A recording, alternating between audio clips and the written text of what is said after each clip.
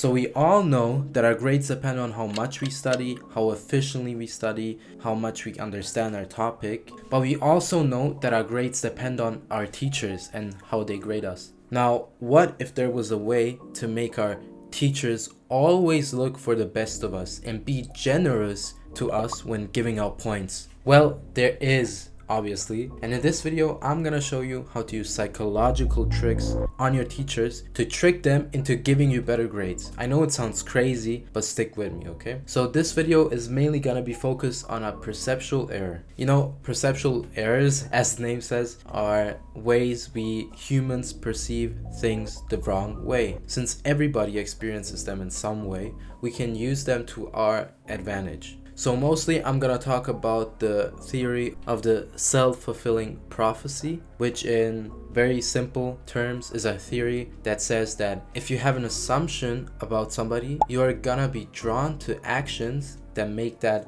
assumption correct. It might sound complicated, but I'll give you an example. So for example, if a boss thinks that his employee is not competent enough, is not skilled enough, he might start giving him easier tasks. These new easier tasks obviously won't help the employee actually develop his skills in any way and will instead just prove the aforementioned assumption of the boss and completes like the circle of the self-fulfilling prophecy. So the boss in this example just proved the assumptions about the employee, while he could have proven the exact opposite of that if he gave him, for example, harder tasks. Because with those harder tasks, the employee might have proven that he is skilled at the job and is capable of doing anything the boss throws at him. And how can we actually use this theory in our favor? So our teachers unconsciously have an opinion about us, about our competence in different subjects, about how skilled we are in different subjects, and they also act accordingly. If they have a student that is bad at math, for example,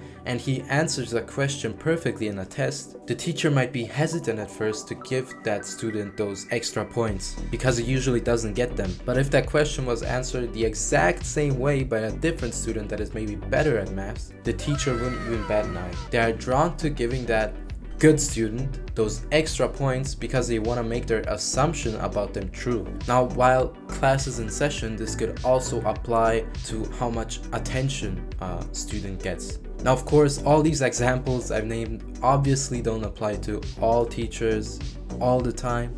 It's possible, but not probable, that a teacher doesn't have any biases at all and treats all students the same way. So another fun fact is that in a school setting, it's actually easier to make this theory work in our favor than against us, since teachers usually don't think that students are just point blank bad at math. Usually the teachers are more inclined to actually help those students. So it's actually easier to make this theory work in our favor. Now, I gave you so many examples, but now I'm gonna finally tell you how to use this to your advantage. So you could just start off with the simple things, right? Just come to school on time, make a good first impression, pay attention in class. You know, even by asking lots of questions in class, you can show that you are interested in what the teacher has to say.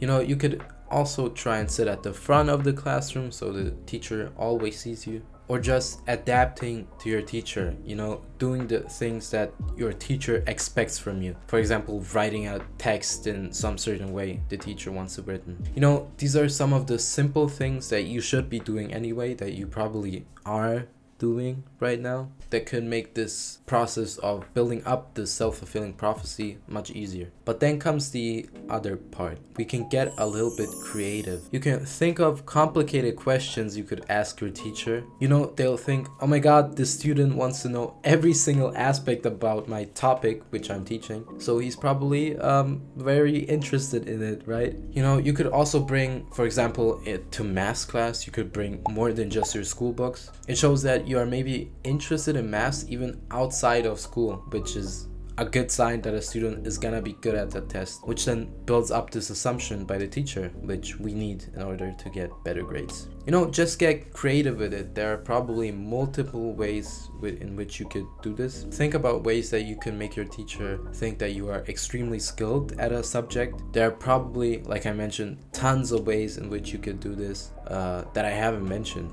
And just a disclaimer when doing this, don't think that you're gonna go from an F to a B, for example, if you use this method. This theory, this psychological trick, only works if you study anyways. It's gonna make the teachers look for the best in your work. They're not stupid. They're gonna see if you don't know anything about anything, you know? It will help you, for example, get a B plus instead of a B, or an A plus instead of an A, which could still make a world of a difference, you know?